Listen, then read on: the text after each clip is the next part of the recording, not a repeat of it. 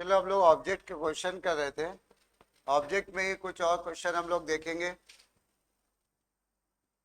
लिखो जाए programme.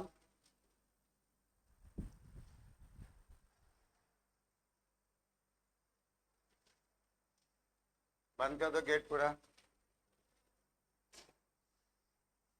Object में हमने पिछली बार कॉन्सेप्ट बताया था और एक छोटा सा प्रोग्राम भी बता दिया था ना। गेट पूरा बंद कर दो, ठीक है।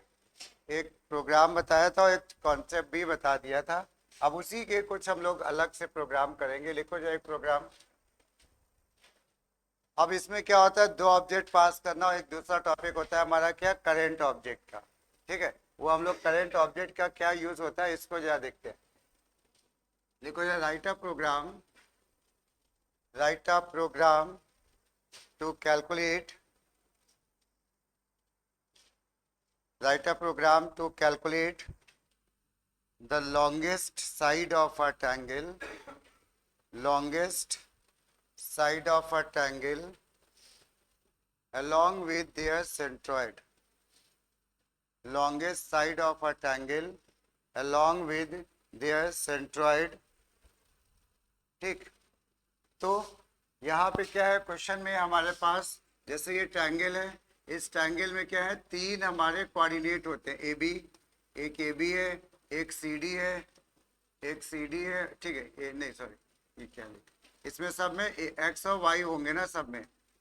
तो यहाँ पे सब में एक्स और वाई है। जैसे ये हम लोग का पहला कोऑर्डिनेट ये है एक्स वाई, दूसरा कोऑर्डिनेट है हमारा एक्स वाई, तीसरा कोऑर्डिनेट है एक्स वाई। ठीक है, अगर इनका ये सेंट्रॉइड निकालना होगा तो सेंट्रॉइड निकालने का फॉर्मूला तो सबको पता ही होगा। क्या करते हैं हम लोग, हाँ, तो x1, ये x इक्वल टू, जिसको नहीं पता वो सुन ले। हम क्या करेंगे, ये x1 है, ये x2 है और ये x3 है। मान लो x1 x2 और x3 डिवाइडेड बाई 3, और y equal to y1 plus y2 plus y3 divided by 3। इससे जो फॉर्मूला आएगा, फॉर्मूले से जो एक्स वाई निकलेंगे वो कोऑर्डिनेट बोले जाएंगे किसके, सेंट्रॉइड के।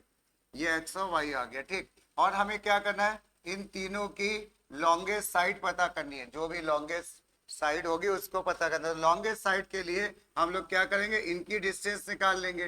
डिस्टेंस का मतलब लेंथ हो गया, फिर इसके बाद इसकी डिस्टेंस निकाल लेंगे और इसकी डिस्टेंस निकाल लेंगे। ठीक, और डिस्टेंस के बाद इन तीनों में जो मैक्सिमम होगा वो आ जाएगा लॉन्गेस्ट साइड। समझ में आया? तो हम लोग को दो फॉर्मूले की जरूरत पड़ेगी, एक तो ये सेंट्रॉइड की और दूसरा ये डिस्टेंस फॉर्मूले की, डिस्टेंस वाला जो पिछली बार यूज किया था ना। ठीक है, तो अब जो इसका क्वेश्चन लिखना कंटिन्यू करो। तो लिखते चलो, इस ये तो फॉर्मूले पता है, क्या नोट करना है इसमें। अब लिखते चलो क्वेश्चन। क्लास, क्लास का नाम दे दिया तुमने ट्राई, ट्रायंगल दे दो। अच्छा चलो, क्लास का नाम दे दिया ट्रायंगल। या ट्रायंगल ना दे के पॉइंट ही दो, नहीं तो फिर वो कंफ्यूजन आ जाएगा। पॉइंट दे दो, ट्रायंगल पॉइंट। डेटा मेंबर्स में हर एक ऑब्जेक्ट के पास एक्स वाई होगा, तो वैसे ही हम लोग यहाँ पे ले लेंगे डबल एक्स एंड वाई। फिर आ जाते हैं हम लोग कुछ मेथड्स में। मेथड में पहला मेथड एज यूजुअल हमारा होता है कंस्ट्रक्टर। ठीक है, खाली एक एक लाइन लिखते चलो, पता ही है बाकी। वाइड एक्सेप्ट, वाइड एक्सेप्ट में हमें क्या करना है, इनपुट करना है, इनपुट एक्स एंड वाई, यानी किसी भी पॉइंट के कोऑर्डिनेट्स को इनपुट कर लेना है हमें इस वाले पार्ट में, इनपुट एक्स एंड वाई। ठीक है, उसके बाद नेक्स्ट में आ जाओ। वाइड एक्सेप्ट के बाद अगला फंक्शन है हमारा वाइड डिस्प्ले। इसमें लिख लो to print, to print coordinate, to print coordinate of a point, यानी सारे कोऑर्डिनेट नहीं प्रिंट करने हैं, टू प्रिंट कोऑर्डिनेट। कोऑर्डिनेट का मतलब हो जाता है एक्स और वाई प्रिंट करना। उसके बाद नेक्स्ट में आ जाओ, वाई डिस्प्ले के बाद यहाँ पे एक फॉर्मूल डिस्टेंस फंक्शन है हमारा, डबल डिस्टेंस, जो हमने कल बनाया था, डबल डिस्टेंस ये। और अब हमने यहाँ पे थोड़ा सा हम चेंज कर रहे हैं, यहाँ पे हमने लिख दिया पॉइंट। गौर से देखो, पैरामीटर में केवल एक ही ऑब्जेक्ट दिया है ना, पैरामीटर में केवल पॉइंट दिया है, जबकि डिस्टेंस के लिए कितने पॉइंट चाहिए होते हैं, दो। डिस्टेंस के लिए दो पॉइंट चाहिए, बट पैरामीटर में एक पॉइंट दिया है। ठीक है, तो लिख लो जाए यहाँ पे, ये नई चीज है हम लोग के लिए। लिखो जाए इसमें, returns the distance between returns the distance between parameterized point object, returns the distance between parameterized point object and current object, parameterized point object and current object। ठीक है, अब बात है ये करंट ऑब्जेक्ट क्या होता है, ये हम लोग इसमें डिस्कस करेंगे। ठीक, और इसके बाद एक हम लोग ने लिख दिया यहाँ पे point, point centroid, point centroid, point comma point comma point, ये ऐसे इसके पास है 3 parameter, point comma point comma point. यहाँ पे लिख लो रिटर्न्स, ये क्या लग रहा है, प्रिंट करेगा कि रिटर्न करेगा भाई, रिटर्न करेगा, क्योंकि रिटर्न टाइप क्या लगा हुआ है, पॉइंट। तो लिख लो जरा returns, returns the coordinate of centroid, returns the coordinate of the centroid of a triangle, return the coordinate of centroid of the triangle। और जिसको नई फॉर्मूला पता है वो लिखना चाहे लिख ले, ये वाला यूजिंग ये, अदरवाइज पता है तो लिखने की जरूरत है नहीं। ठीक है, इस फॉर्मूले से सेंट्रॉइड निकलेंगे, हमें 3 कोऑर्डिनेट मिल जाएंगे इससे। उसके बाद आ जाओ वाइड मेन, वाइड मेन में लिख लो create the objects, void main में create the objects and call above functions, create the object and call above function by passing suitable objects, by passing suitable objects। ये question है हमारा। तो इस question में यहाँ तक हम लोग ने पिछली बार प्रोग्राम में किया था तो वैसे ही है, तो ये इतना जल्दी से कर डालो, इतना क्या कर डालो, यहाँ तक कर डालो, जल्दी इसको करो।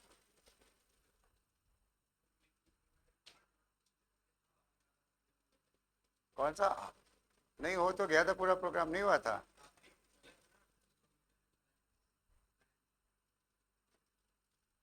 चलो अच्छा ये करो जरा, हमें ध्यान नहीं आ रहा।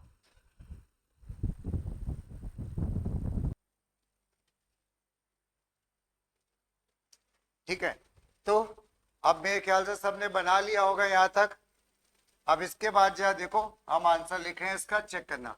क्लास, ये इंपोर्ट वगैरह लिखने के बाद क्लास का नाम हमने दे दिया क्या, पॉइंट ही दे दिया। ठीक है, पॉइंट था। इसके बाद देन हमारे पास डबल एक्स कॉमा वाई।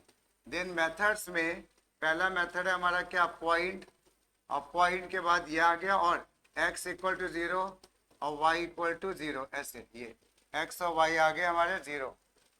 ठीक है, सही है गलत है, अगर ये लिखेंगे सही है कि गलत है, सही है, क्योंकि इंटीजर वैल्यू डबल में आ जाती है। तो तुमने 0.0 लिखा है तो 0.0 लिख दो, वो एक ही बार। ठीक है, उसके बाद आ जाओ वाइड एक्सेप्ट। वाइड एक्सेप्ट में क्या करना था हमको बताओ, इसमें कोऑर्डिनेट इनपुट करने थे ना, तो हम लोग किसको किसको इनपुट कराएंगे यहाँ पे, एक्स और वाई। ठीक है, तो हमने यहाँ पे एक स्कैनर क्लास का ऑब्जेक्ट बनाया, और यहाँ पे हमने क्या, x equal to double value है तो नेक्स्ट डबल, ये आ गया हमारा next double, y equal to s c dot next double, ये x और y आ गए, ये डबल टाइप के ऐसे। ठीक है ना, यहां तक तो समझ में आ गया। इसके बाद अब जो है नेक्स्ट में, नेक्स्ट हमारा फंक्शन आ जाता है वाइड डिस्प्ले।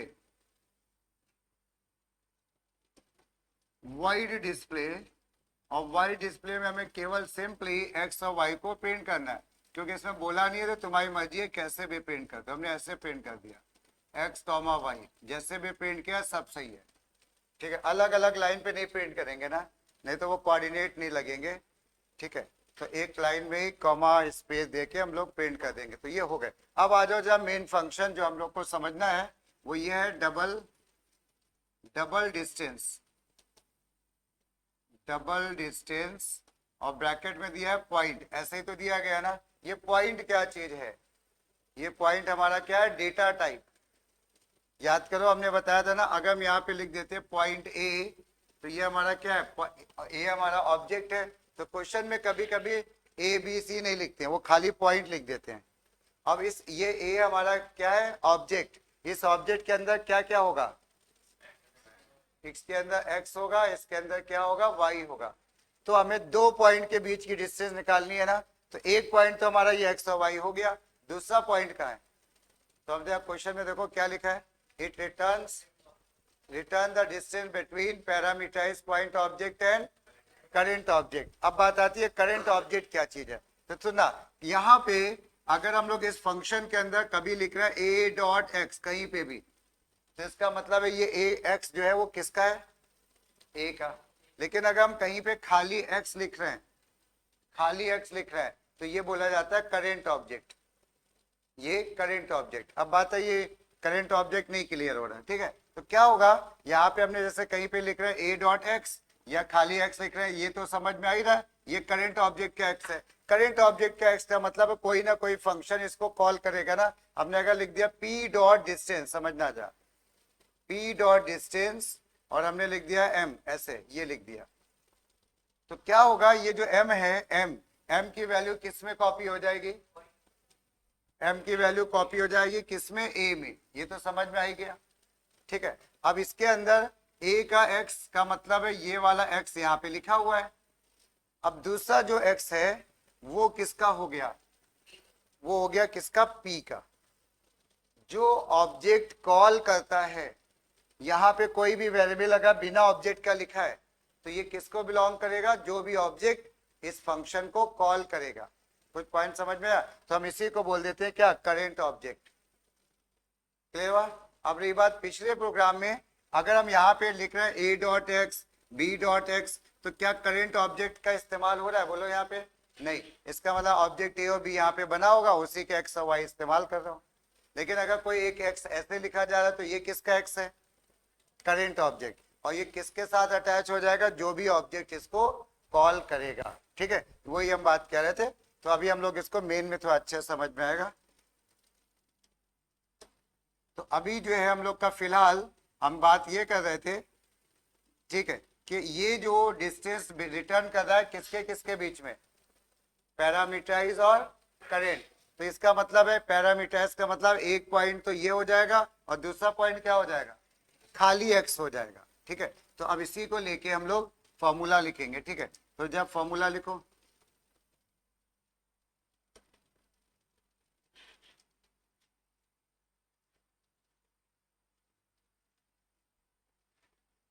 तो चलो जब हम लोग लिखते हैं, हम लोग को क्या करना पड़ेगा, डबल डिस्टेंस, डबल डिस्ट ले लिया मान लो DIST, ठीक है। डबल डिस्टेंस फॉर्मूला तो पता ही है ना सबको, डिस्टेंस का x2 माइनस x1 का होल स्क्वायर वाला फॉर्मूला ना, वही फॉर्मूला लगेगा। यहाँ पे क्या करेंगे हम लोग, math dot SQRT, math dot SQRT क्या,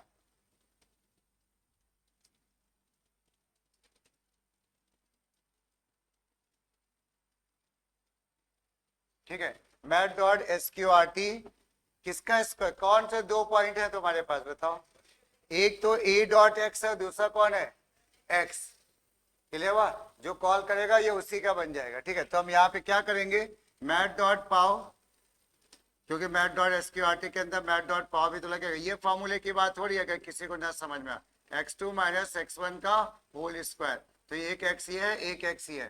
तो हमने यहाँ पे क्या, मैथ डॉट पाव, ठीक है। पहला वाला x हमारा हो गया a डॉट एक्स, दूसरा वाला x कौन है बोलो, क्या लिखेंगे, x, ठीक है। बस इतनी सी बात दिमाग में सेट करनी है, ये x, कॉमा हो गया 2, ठीक है, ये कॉमा हो गया ये 2, मैथ डॉट, ये इसका एक ब्रैकेट हमें और लगाना पड़ेगा, ये हो गया प्लस। ऐसे ही हमको y के लिए भी लिखना है, लिख डालो, लिखो लिखो जल्दी से, plus math dot pow plus math dot pow a dot y minus y comma 2, ये जो भी ब्रैकेट है देख लेना कितने,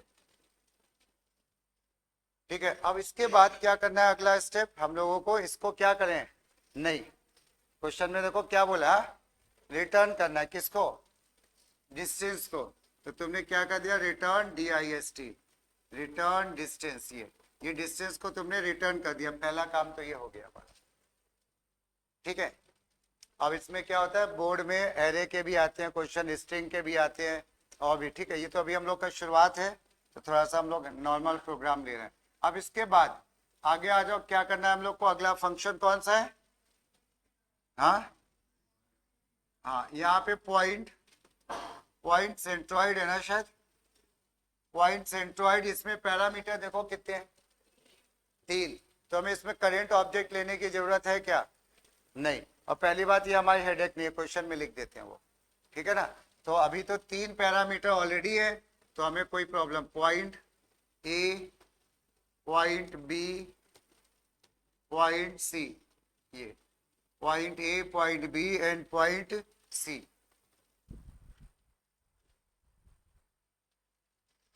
ठीक है ना, point A, point B and point C. अब इसके बाद क्या करना है हमको, निकालना क्या है इनका, ये जैसे ट्रायंगल के 3 पॉइंट है ना, ए बी एंड सी। हमें क्या करना है, इसका निकालना है क्या, सेंट्रॉइड। और सेंट्रॉइड में, सेंट्रॉइड भी क्या होगा, एक नया पॉइंट आएगा ना, सेंट्रॉइड भी एक नया पॉइंट आएगा। यानी नया पॉइंट का मतलब है एक सेंट्रॉइड जो होगा उसके पास भी तो एक्स और वाई होंगे। तो ये वाला, ये भी एक ऑब्जेक्ट होगा ना सेंट्रॉइड। तो क्या इसमें कोई ऑब्जेक्ट है क्या सेंट्रॉइड के लिए, नहीं। तो क्या करोगे, एक लोकल ऑब्जेक्ट लोगे ना, और इसी ऑब्जेक्ट को रिटर्न करा दोगे, तो इसका काम यही तक लिमिटेड रहेगा।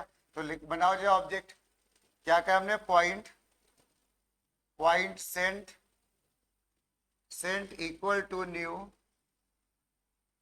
Point cent equal to new, और ये हमने लगा दिया ऐसे।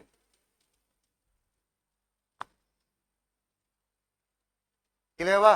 अब क्या करना है बताओ, सताक्षी बताओ क्या करें अगली लाइन। हाँ, कैलकुलेट करें, क्या लिखें क्या, देखो ये जो सेंट, सेंट है, इसके अंदर क्या क्या है, सेंट के अंदर एक्स और वाई, ये ऑब्जेक्ट है ना।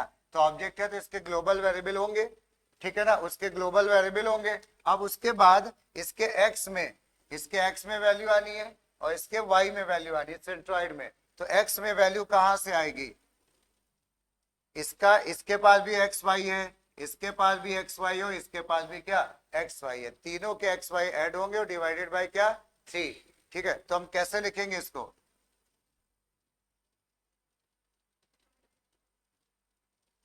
समझ में तो आई गया सबको।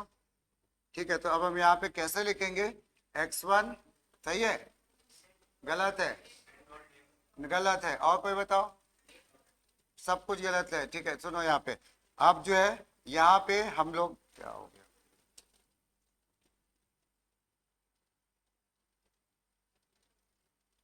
हमें बिल्कुल सही है, किसी ने बीच में बोला था सेंट डॉट एक्स, हम एक्स में वैल्यू ही नहीं लेंगे, हमें तो सेंट्रॉइड चाहिए ना। सेंट्रॉइड का मतलब है इसके एक्स और वाई में वैल्यू चाहिए ना। तो हम क्या लिखेंगे यहाँ पे, सेंट डॉट एक्स में, ये देखो सेंट डॉट एक्स में वैल्यू कहां से आएगी, A dot x, B dot X और C dot X. Very good, लिख डालो जरा।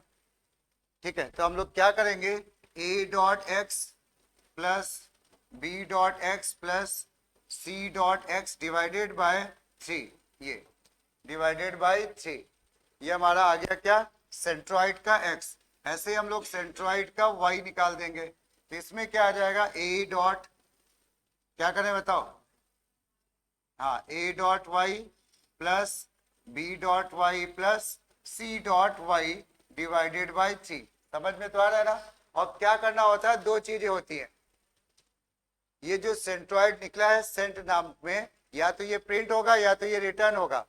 यहाँ पे क्वेश्चन के अकॉर्डिंग क्या हो रहा है, यहाँ पे रिटर्न। तो क्या कर दें, रिटर्न सेंट। और सेंट रिटर्न करने का मतलब वो तीनों, वो सेंट्रॉइड एक्स और वाई जा रहे हैं एक रास्ते, ग्रुप में जा रहे हैं। तो हमने कह दिया रिटर्न सेंट, ये रिटर्न सेंट, और इसको कर दिया हम लोगों ने बंद, रिटर्न सेंट, और ये बंद हो गया। ठीक,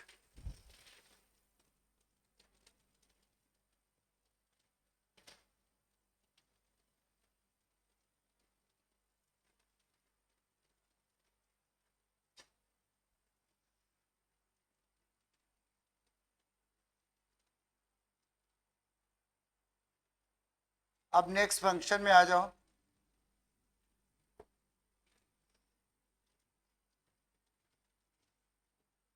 नेक्स्ट फंक्शन है हमारा कौन सा, वाइड मेन। भाई आदत इसको डालना कि पब्लिक स्टैटिक वाइड मेन लिखना, ठीक है। ये चलो, हालांकि कॉपी पे लिख रहे हो तो नहीं फर्क पड़ता है, बट प्रैक्टिकल कर रहे हो तो उसमें कभी कभी एरर आएगी, तो इसलिए अब इसके बाद जब गेस करो हमें कितने ऑब्जेक्ट्स बनाने होंगे, 4।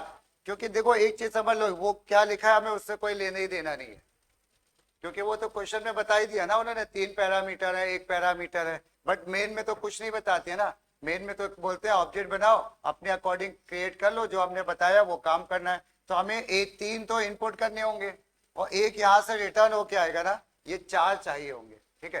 तो अब हम लोग यहाँ पे 4 ऑब्जेक्ट बनाएंगे, तो यहाँ पे लिख लो जो ऐसे 4 object point p q r s के नाम से ले लेते हैं। Point p equals to new point, ये पहला पॉइंट हो गया, इसमें एक्स वाई होगा, ठीक है। दूसरे में क्यू हो गया, फिर आर हो गया और फिर एस हो गया। ये हमने 4 ऑब्जेक्ट बना दिए। हाँ ले सकते हैं, बिल्कुल ले सकते हैं, सेव ना, वो कंफ्यूजन ना हो इसलिए लिए, हमने नहीं लिया, अदरवाइज ले सकते, क्योंकि ये जो ऑब्जेक्ट है ये लोकल है ना, तो लोकल तो हर फंक्शन में लेने पड़ते हैं ना, अगर सेव नाम के चाहिए तो ले सकते हैं, कोई दिक्कत नहीं। अब यहाँ पे क्या करें, अभी तक तो कोई काम ही नहीं हुआ है, अभी तक क्या ऑब्जेक्ट क्रिएट हुए है ना, उसमें वैल्यू एक्स वाई आ गई होंगी जो उनकी अपनी होती है। लेकिन अब हमें करना क्या है, पहले ट्रायंगल के पी क्यू आर तो हमारे पास अवेलेबल हो गए ना, हमने सेंट्रोइड के लिए एस ले रखा है। तो अब इस पी के एक्स और वाई में क्या वैल्यू आ गई है, क्या बोलो, पी के एक्स और वाई में वैल्यू आ गई क्या, अभी तक नहीं आई है, अभी तक वैल्यू नहीं आई है। तो पी वैल्यू नहीं आई है, और वैल्यू इनपुट करने का काम कौन सा फंक्शन करता है, एक्सेप्ट करता है ना। तो हमें पी के एक्स और वाई में वैल्यू चाहिए, तो हम उस समय मैसेज हमने क्यों नहीं दिया था, वो यहाँ पे देंगे, एंटर 3 कोऑर्डिनेट्स, ठीक है, 3 पॉइंट, कुछ भी मैसेज है, 3 point coordinates, enter 3 point coordinates. और हमने क्या करा, पी डॉट, ये पी के पास एक्स और वाई है ना, इसके पास एक्स और वाई है ना, उसके एक्स और वाई में वैल्यू इनपुट करानी है, और इनपुट करने का काम कौन सा फंक्शन कर रहा है, एक्सेप्ट। तो क्या करोगे, पी डॉट एक्सेप्ट। अब जब 1 मिनट सुनना फिर इसको नोट करना, जैसे पी डॉट एक्सेप्ट चलेगा, कभी भी चलेगा, इस पी के पास एक्स और वाई है ना, इसके पास एक्स और वाई है ना पी के पास, तो जब ये एक्सेप्ट में जाएगा, एक्सेप्ट में, तो यहाँ पे तुम क्या कर रहे हो, एक्स और वाई की वैल्यू इनपुट करा रहे हो। तो ये किसके एक्स और वाई है, पी के। अगर वहां क्यू डॉट एक्सेप्ट लिखते तो ये किसके होते, क्यू के, यानी जो फंक्शन कॉल करता है उसी के वेरिएबल यहाँ पे बिना किसी ऑब्जेक्ट के चल रहे होते हैं, और अगर ऑब्जेक्ट के साथ चल रहे हो तो वो किसी और के होते हैं, जो बिना ऑब्जेक्ट के चल रहे हैं वो ऑब्जेक्ट से अटैच हो जाते हैं। तो हमने यहाँ पे क्या कहा, पी डॉट एक्सेप्ट। अब क्या लिखेंगे बता दो कोई, पी आ गया, क्यू भी आ गया, पी क्यू और आर लिखते चलो, पी आ गया, क्यू डॉट एक्सेप्ट आ गया, ये पी क्यू आ गया, और हमारा आ गया आर डॉट एक्सेप्ट, ये आर डॉट एक्सेप्ट, ये तीनों तो आ गए। अब हमें क्या करना है, तीनों के बीच की डिस्टेंस निकालनी है। पहले चलो सेंट्रॉइड निकाल लेते हैं, ठीक है, सेंट्रॉइड। अब सेंट्रॉइड में, या अच्छा चलो हम लोग पहले डिस्टेंस ही निकालते हैं। हमने डिस्टेंस फंक्शन ये हमारा बना, ये डिस्टेंस फंक्शन, ये क्या कर रहा है, डिस्टेंस को रिटर्न कर रहा है ना, तो रिटर्निंग फंक्शन है, तो वहां पे हमें एक वेरिएबल लेना पड़ता है, ये तो पता होगा ना। तो अब हमने यहाँ पे क्या किया, पहले हमको मान लो जैसे ये ट्रायंगल है ना, ये ट्रायंगल में पी क्यू आर है, मान लेते हैं D1 हम निकाल लें, डी क्या मतलब, पी और क्यू के बीच की डिस्टेंस निकाल लें हम लोग, ठीक है ना। तो अब हमने क्या करा, डिस्टेंस D1 इक्वल टू कौन सा फंक्शन कॉल करोगे, हाँ डिस्टेंस, और डिस्टेंस को कितने पैरामीटर चाहिए, एक, नहीं देखो क्वेश्चन के अकॉर्डिंग इसको एक ही तो चाहिए, फिर दूसरा कहाँ आएगा, जो कॉल। तो अब हमें P और Q के बीच में निकालना है, तो कोई बता दो क्या लिखे, P डॉट डिस्टेंस ब्रैकेट में क्या, Q। महिमा समझ में आया कि नहीं आया, देखो यहाँ पे जो Q है, Q के डेटा मेंबर कॉपी हो जाएंगे किसमें, A में, तो A को तो मिल गए एक्स और वाई, जो Q के एक्स वाई है वो A के एक्स वाई में तो चले गए, लेकिन ये जो दूसरे एक्स वाई हम लिख रहे थे बिना किसी ऑब्जेक्ट के ये जो एक्स लिख रहे थे, ये किसके साथ अटैच हो गया, किसके साथ अटैच हो गया भाई, वो जिसने कॉल किया। तो यानी वो जो एक्स लिखे थे इस समय, ये वाला जो एक्स है, ये वाला एक्स, ये जो है ऑब्जेक्ट पी के साथ अटैच है। अगर हम यहाँ पे लिख देते क्यू डॉट डिस्टेंस ऐसा, तो क्या हो जाता, डिस्टेंस 0 आ जाती। ये क्यों बोला हमने, बताओ कोई, सेम पॉइंट है, क्यू और क्यू के बीच की डिस्टेंस, तो डिस्टेंस तो 0 ही आती। पॉइंट समझ में आया। तो यहाँ पे ये क्या, अब लिखते हैं, चलो डिस्टेंस d1 आ गई, अब डिस्टेंस d2 निकालो जा, और फिर डिस्टेंस d3, ये जा तुम लोग अपने आप निकालो।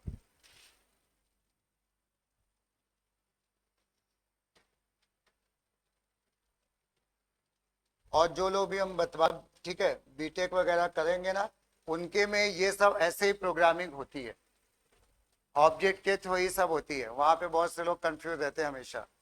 ये कॉन्सेप्ट अगर समझ में आ रहा है तो काफी कुछ आगे हेल्प हो जाएगी तुम्हारी। तो ये तीनों पॉइंट डिस्टेंस आ गए ना। अब इनमें से सबसे बड़ी साइड निकालनी है ना हमको, सबसे बड़ी साइड। तो क्या करोगे, math dot max, but math dot max तो 2 ही वैल्यू की निकालता है, तो हाँ वेरी गुड, बिल्कुल सही है, 3 की भी निकाल देता है। तो अब हम यहाँ पे लिख दे रहे हैं, क्या लिखा है यहाँ पे बताओ, नाव्या बताओ जा, क्या लिखा भाई, R dot distance, R dot distance क्या, क्यू। तो पता है ये क्या हुआ, ये किसके बीच की डिस्टेंस निकालनी है, आर और क्यू, यानी आर और क्यू इसके बीच की ये डिस्टेंस आ गई, और ये आ गई अब हमारे पास। अब क्या करें, नव्या बताओ, गलत, Q dot distance Q, P और क्यू की आ गई, क्यू और आर की तुमने बता दी, क्यू और आर ऑब्जेक्ट इस्तेमाल करके। तीसरा डिस्टेंस किसके किसके बीच की है, पी और आर के बीच की है ना। तो क्या लिख दें, अच्छा इसको इधर उधर लिखने में कोई फर्क थोड़ी ना पड़ना है ना। तो क्या लिख दें, p dot distance, p dot distance, और यहाँ पे क्या करते हैं हम लोग, r, p dot distance r. अभी ना समझ में आया ना, ठीक है। ये तो इसमें जो है, अब यहाँ पे हम लोग क्या करने वाले हैं, लास्ट में फाइनली लिखने वाले हैं, इसमें से तीनों की सबसे बड़ी डिस्टेंस निकालनी है, सबसे बड़ी डिस्टेंस। तो यहाँ पे लगेगा math dot max, if else से भी बनेगा, बट इफ एल्स बहुत लेंदी हो जाएगा लिखने में। तो हमने यहाँ पे कह दिया लार्ज इक्वल टू, ऐसे लार्जेस्ट साइड चाहिए तो लार्ज इक्वल टू क्या, math dot max, math dot max 2 ही वैल्यू के लिए काम करता है। फिर से हम क्या कर देंगे यहाँ पे, मैथ डॉट मैक्स किसके किसके बीच में, हाँ क्या लिख दें, d1 कॉमा d2, ये d1 और d2 की मैक्सिमम वैल्यू निकालने का, जो आंसर आएगा वो हमारा क्या चला जाएगा, d3 के साथ, और ये तीनों के बीच की मैक्सिमम डिस्टेंस आ जाएगी। पॉइंट समझ में आया। और हमने प्रिंट कर दिया यहाँ पे SOPLN largest side, largest side equal two plus large, largest side equal two plus large, ऐसे। कोई दिक्कत समझ में आ रहा है, ठीक है। अब उसके बाद ये तो हो गया, साइड आ गई, सबसे बड़ी साइड जो भी ट्रायंगल की थी। अभी हमें क्या करना है, इसका सेंट्रॉइड भी चाहिए, सेंट्रॉइड। सेंट्रॉइड के लिए हमारा एक फॉर्मूला है, कौन सा, ये सेंट्रॉइड। और ये सेंट्रॉइड कितने पैरामीटर यूज चाह रहा है, 3 पैरामीटर चाह रहा है ना, ठीक है। और ये एक ऑब्जेक्ट को रिटर्न भी कर रहा है, तो जो रिटर्न होके आएगा उसको भी तो स्टोर करोगे, और वो ऑब्जेक्ट टाइप का ही होगा। तो हम क्या करेंगे, यहाँ पे ऐसे लिख देंगे। कोई बताओ कैसे लिखें, हाँ क्या बोलो भाई, किसी ने बोला क्या, नहीं भाई गलत हो गया। और कोई बताओ, ये जो रिटर्न होगा वो एक ऑब्जेक्ट होगा, और हमने यहाँ पे मेन में उसके लिए कौन सा ऑब्जेक्ट बना रखा है, एस बना, हाँ ठीक, चलो ओके, चलो कोई बात नहीं। एस इक्वल टू इसके अकॉर्डिंग बोलना जो हमने लिखा है, क्या, S dot centroid P q are. अब एक छोटा सा कंफ्यूजन आ गया कुछ लोग के मन में, फिर से करंट ऑब्जेक्ट को लेके एक ऑब्जेक्ट कंफ्यूजन ही आया कि यहाँ पे भाई एस क्यों, यहाँ पे पी क्यों नहीं, क्यू क्यों नहीं, आर क्यों नहीं। देखो पहली बात तो ये है कि पी क्यू आर, तो ये तो समझ में आ गया होगा। अब ये जो एस है ना, यहाँ पे तुम कुछ भी लिख सकते थे, क्यों, यहाँ पे आ जाओ जा इस वाले फंक्शन सेंट्रॉइड में, जब सेंट्रॉइड में कोई ऐसा वेरिएबल ढूंढो जो बिना किसी ऑब्जेक्ट के लिखा है, ढूंढो कोई है वेरिएबल, देखो क्या है, cent dot x, a dot x, B dot x, c dot x, 3 तो कांस्टेंट है। कोई वेरिएबल लिखा है जो बिना किसी वेरिएबल की वो ऑब्जेक्ट के लिखा है? नहीं लिखा। अगर यहाँ पे कहीं पे मान लो हम लोग सी डॉट एक्स की जगह हम लोग खाली एक्स लिख रहे होते तो ये एक्स किसका होता? उसका होता, एस का होता। बट ऐसा कुछ है ही नहीं तो फर्क नहीं पड़ता। क्लियर हुआ? अब रही बात, क्योंकि यहाँ पे अगर नहीं लिखो तो भी सही है, लेकिन उस केस में कुछ और चेंजिंग करने पड़ेंगे, वो कंफ्यूजन आ जाएगा। तो यहाँ पे तुम कुछ भी लिख दो, सब सही है। ठीक है, तो जो भी इसी को अब यहाँ पे क्यू लिखो, आर लिखो, एस लिखो, सब सही है। और इसमें जाएगा, वहां से सेंट जो है वो रिटर्न करेगा, और सेंट रिटर्न करने के बाद कॉपी किस में हो जाएगा बताओ? किस में कॉपी हो जाएगा? एस में। और एस में सेंट्रॉइड आ गया होगा ना, एस में सेंट्रॉइड, तो हम प्रिंट कर देंगे सेंट्रॉइड। सेंट्रॉइड इज, अब हमें एस के कोऑर्डिनेट प्रिंट करने ना, इसके एक्स और वाई प्रिंट करने ना, क्या करें? क्या लिख दें? S dot show. Very good. नहीं, एस डॉट डिस्प्ले था, हमारा फंक्शन का नाम था DISP। ये कुछ समझ में? अगर हम ये लिख रहे हैं P डॉट DISP, तो ये क्या हो रहा है कोई बताओ? P डॉट DSP का क्या मतलब है? P के एक्स और वाई। अगर क्वेश्चन में बोला है ओरिजिनल कोऑर्डिनेट भी प्रिंट करो, PQR के कोऑर्डिनेट भी प्रिंट करो, तो हम ये भी करते हैं क्या? P dot display, Q dot display, R dot display. Point समझ में आया? बट अभी वो नहीं बोला था तो फिर हम लोग फालतू में नहीं करेंगे। और इसके बाद हमने ये क्या किया, ये वाइड मेन बंद किया और ये बंद किया क्लास। नोट कर लो।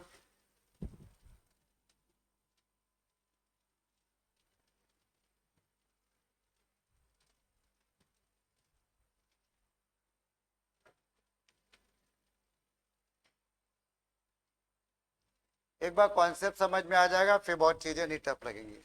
ठीक है, जैसे कभी एरे का समझ लेंगे, स्ट्रिंग का समझ लेंगे, बस यही 3 होते हैं।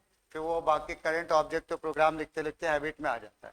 ठीक है, अभी क्योंकि टाइम नहीं है तो नया प्रोग्राम तो नहीं, हम एक काम कर रहे हैं, देख रहे हैं इस साल क्या बोर्ड के पेपर में ये आया हुआ था क्या ऑब्जेक्ट का? किसी ने देखा है क्या आया था ऑब्जेक्ट का? तो तुम लोग ये ट्राई करना अपने आप, क्वेश्चन थोड़ा सा डिस्कस कर लेते हैं, ऐसे ही वर्बली डिस्कस कर लेते हैं हम लोग।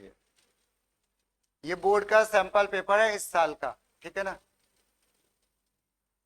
तो ये प्रोग्रामिंग है, अच्छा इसी में आता है आंसर एनी 2 क्वेश्चंस। इसमें क्या आते हैं? सेक्शन बी होता है ये, इसमें आते हैं 3 प्रोग्राम और 2 करने होते हैं। नॉर्मली एक स्ट्रिंग का होता है, एक रिकर्जन का तो जरूर होता है, स्ट्रिंग और रिकर्जन जरूर होता है। तीसरा प्रोग्राम 1D का, 2D का, ऑब्जेक्ट का, कोई नंबर का प्रोग्राम ऐसे दे देते हैं। ठीक है, जैसे देखो पहला क्वेश्चन तो दिख रहा है, किसका है ये किसका है भाई प्रोग्राम? स्ट्रिंग का है ना, तो ये स्ट्रिंग का है। दूसरा प्रोग्राम ये जा देखो, हाँ ये आ गया हमारा ऑब्जेक्ट का क्वेश्चन। कैसे ऑब्जेक्ट पकड़ में आया? ये देखो मिक्स एरे, क्लास का नाम भी शायद मिक्स एरे, हाँ मिक्स एरे। ये पहचान में आ रहा, P और Q क्या है? ऑब्जेक्ट। ठीक है, तो चलो इसको अभी वर्बल डिस्कस करते हैं, नेक्स्ट टाइम लिख के देखेंगे, थोड़ा सा रफली आइडिया ले लेते हैं। कह रहे हैं कि अ class mix array contain the array of integer. पढ़ लो जो अपने आप मनी मन में, और इसको हम ऐसे अपनी लैंग्वेज में बता देते हैं। कैपेसिटी कह रहे हैं एरे की मोर देन और इक्वल टू 3 है, तो यानी क्या होगा मेन फंक्शन में, क्योंकि मेन फंक्शन सबसे पहले चलता है ना, वहां पे हम लोग क्या करेंगे, चेकिंग लगा देंगे।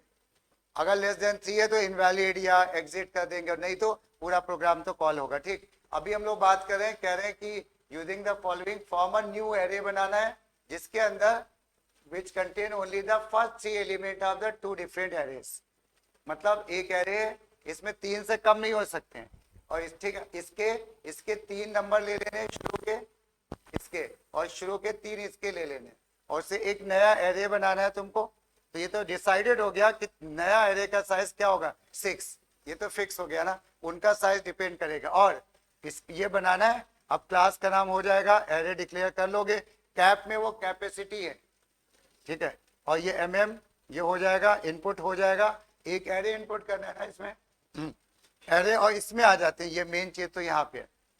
अब इसमें ये हम लोग अगली बार डिटेल में डिस्कस करेंगे, थोड़ा सा आइडिया आज देख। इसमें कोई ये बताओ कि जो ऊपर थे दो एरे थे ना, एक मिनट,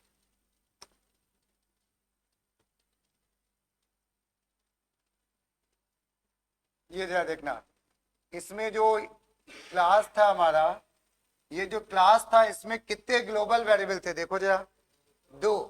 तो ये बता दो कि ये जो ऑब्जेक्ट तुम पैरामीटर में पास कर रहे हो, दो ऑब्जेक्ट, ठीक है ना, इसमें क्या क्या होगा, इसमें क्या क्या होगा, कोई बता दो। एक तो ये होगा AR एरे होगा, और दूसरा क्या होगा, कैप होगा। इस एरे का जो साइज होगा वो ये इंडिकेट कर रहा है, और एरे ये है। ये जो दूसरा एरे क्यू होगा, इसके अंदर भी दो ही डेटा मेंबर होंगे, कौन कौन से, इसके अंदर भी एरे होगा और इसके अंदर भी क्या होगा, कैप होगा। हम क्या करेंगे, इसके शुरू के 3 एलिमेंट ले लेंगे, और वो जो तीसरा आएगा जिसमें हमें 6 एलिमेंट स्टोर करने हैं, वो कहां से आएगा बताओ। नहीं, करेंट ऑब्जेक्ट का नाम ही नहीं, एक मिनट, अच्छा क्वेश्चन हम लोग ने पढ़े ही नहीं पूरा। यहाँ पे क्या, return the resultant array having the first 3 elements of the array of P. Current object का नाम नहीं लिया, तो क्या करेंगे, हाँ वेरी गुड, एक हम लोकल ऑब्जेक्ट बनाएंगे, उस लोकल ऑब्जेक्ट में 3 इसके और 3 उसके लेके स्टोर करेंगे, और उसी ऑब्जेक्ट को क्या करेंगे, रिटर्न कर देंगे।